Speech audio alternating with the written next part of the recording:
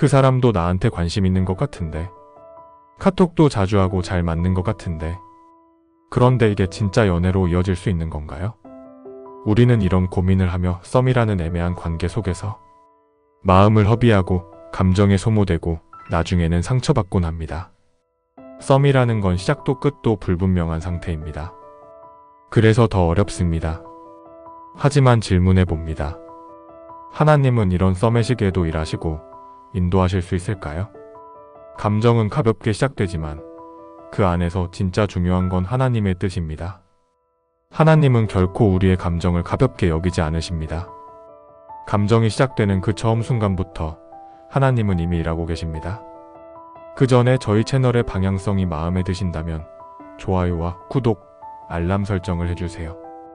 여러분의 응원은 우리에게 큰 힘과 격려가 됩니다. 오늘은 하나님은 썸도 인도하실 수 있을까? 라는 질문을 따라 하나님과 함께 썸을 지혜롭게 타는 5가지 영적 원리를 나눠보겠습니다. 첫 번째, 하나님은 감정의 시작도 주관하시는 분이십니다. 썸의 시작은 언제나 애매합니다.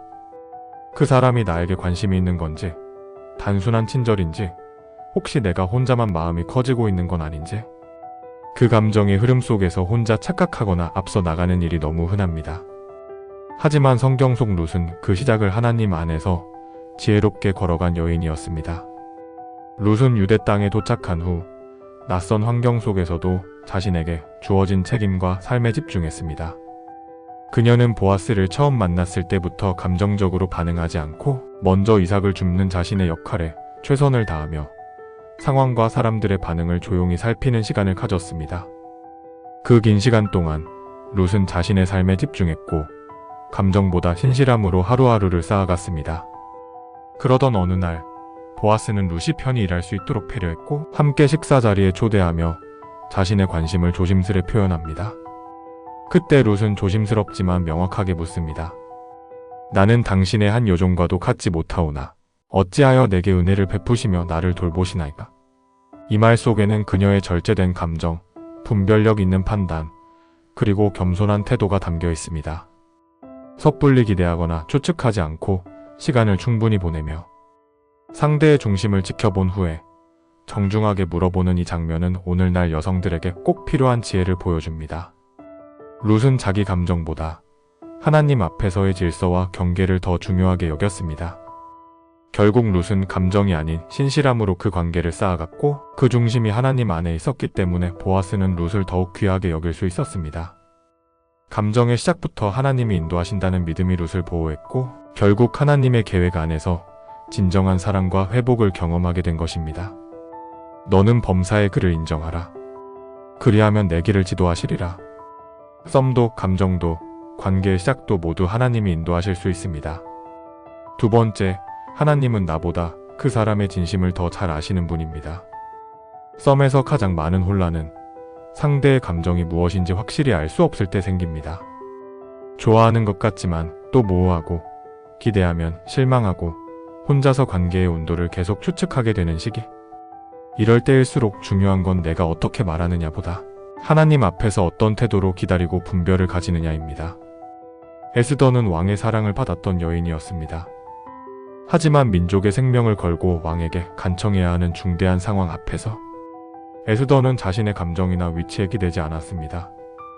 그녀는 먼저 3일간 금식하며 기도했고 하나님의 타이밍을 기다렸습니다. 그리고 왕 앞에 나아갈 때 단도직입적으로 청을 말하지 않고 2번의 잔치를 준비하면서 왕의 감정과 분위기를 분별했습니다. 이것은 단순한 전략이 아니라 하나님의 뜻을 기다리고 상대의 중심이 자발적으로 드러나도록 하는 신중하고 겸손한 소통의 태도였습니다. 썸을 탈 때도 마찬가지입니다. 상대의 마음을 억지로 캐묻거나 반응을 강요하는 태도는 오히려 관계를 흐리게 만듭니다. 기다릴 줄 아는 여유, 조급하지 않은 침착함, 공간을 허락하는 성숙한 자세. 이러한 태도는 관계를 더욱 아름답게 만들고 상대의 진심이 스스로 드러나도록 돕습니다. 그리고 반드시 기억해야 할 것이 있습니다. 하나님은 중심을 아실 뿐 아니라 때가 되면 그 마음을 나도 알게 하십니다. 그 사람이 진심인지 아닌지를 결국은 분명하게 드러내주시는 분이 하나님이십니다. 감추인 것은 반드시 드러나고 숨은 것은 알려지게 마련이다. 하나님 앞에서 바르게 기다릴 때 그 사람의 감정과 중심은 결국 빛 가운데 드러납니다. 그것이 당신에게 허락된 관계라면 그 진심은 더 이상 숨겨지지 않을 것입니다. 사람은 외모를 보거니와 여호와는 중심을 보시느니라. 우리는 행동과 말투를 보지만 하나님은 중심을 보십니다. 그리고 하나님은 우리가 그 중심을 보아야 할 때 반드시 알게 하시는 분입니다. 그러니 당장의 불확실함에 흔들리지 마세요. 하나님은 숨겨진 마음조차도 드러내실 수 있는 분이십니다. 세 번째, 하나님은 내 마음의 경계를 지켜주길 원하십니다.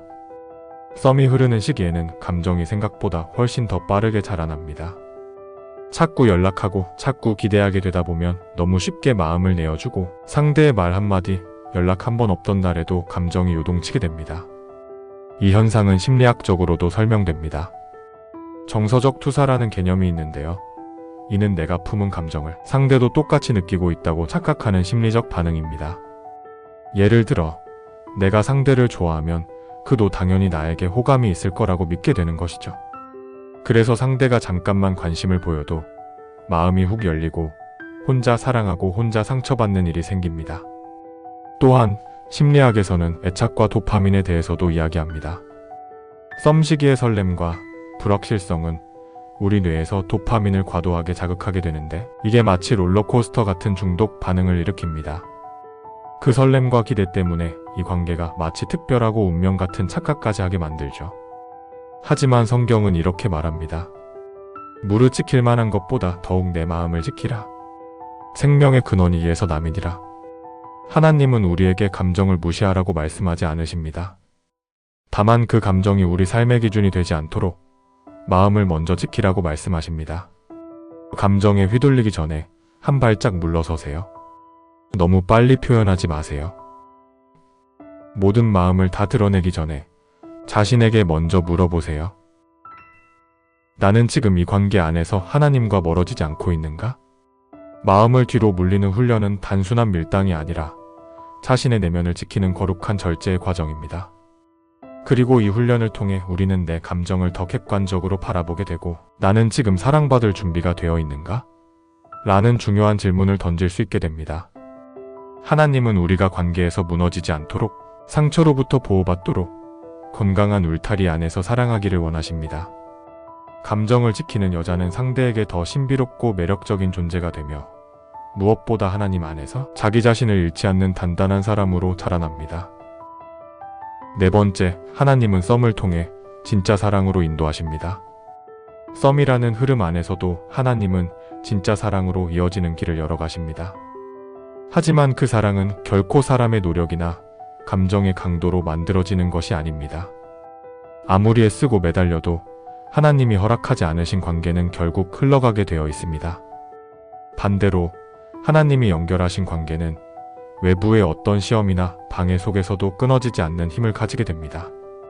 사람이 억지로 붙잡는 사랑은 늘 불안하고 불균형하고 지치게 만들지만 하나님이 이끄시는 사랑은 안정과 평안 그리고 상호적인 성장으로 이어집니다. 여호와를 기뻐하라. 그가 내 마음의 소원을 이루어 주시리로다. 이 말씀은 단순히 내가 원하는 걸 주신다는 뜻이 아닙니다. 하나님 안에서 내 마음이 정결해질 때 하나님께서도 가장 선한 것을 예비하신다는 약속입니다. 그렇기에 썸이라는 작은 시작일지라도 하나님을 기뻐하는 마음으로 시작되었을 때 그 흐름은 결국 진짜 사랑으로 자라날 수 있습니다. 그리고 그 사랑은 단지 누군가와 잘 되는 것이 아니라 하나님이 허락하신 사람과 연합을 이루는 것입니다.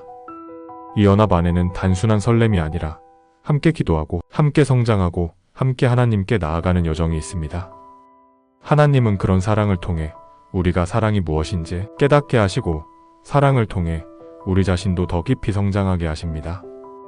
그분은 당신의 인생을 홀로 내버려 두시는 분이 아닙니다. 하나님은 당신의 감정도 사랑도 관계도 직접 다루시는 우리 삶의 유일한 주인이자 완전한 아버지이십니다. 그러니 사람에게 기대지 마세요. 얽매이지 마세요. 사랑조차도 하나님께 맡기세요. 그분은 반드시 당신의 마음이 준비되었을 때 가장 좋은 사람과의 연결로 당신의 사랑을 인도하실 것입니다.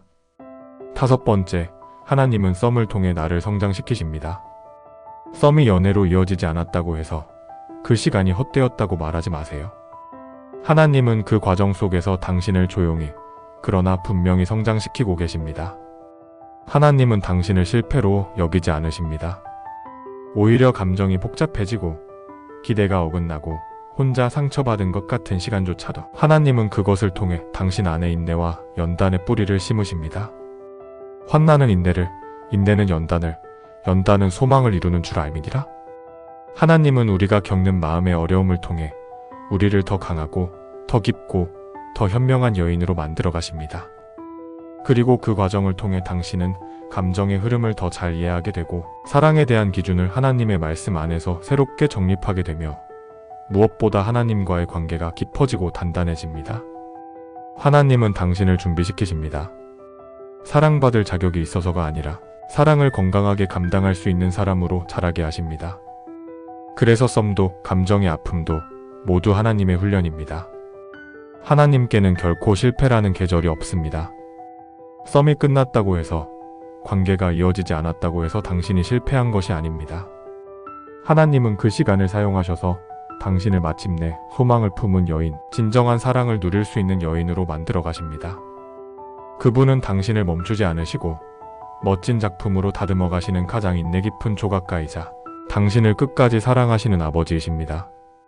마지막으로 기도로 마무리하겠습니다. 사랑하는 하나님, 저는 감정의 흐름 속에서 혼자 앞서 나가기도 하고 상대의 태도에 흔들리며 제 마음을 잃어버리기도 했습니다. 하나님, 이제는 관계의 시작부터 저의 감정이 아니라 하나님의 뜻과 인도하심을 먼저 구하는 여인이 되고 싶습니다. 감정에 휘둘리지 않고 사랑을 스스로 만들어내려 애쓰는 것이 아니라 하나님의 타이밍과 계획 속에서 진짜 사랑을 배우고 싶습니다. 저의 마음을 다스려 주시고 상대의 중심을 분별할 수 있는 지혜를 주세요. 조급함 대신 기다릴 수 있는 여유를, 두려움 대신 하나님을 신뢰하는 평안을 제게 허락해 주세요.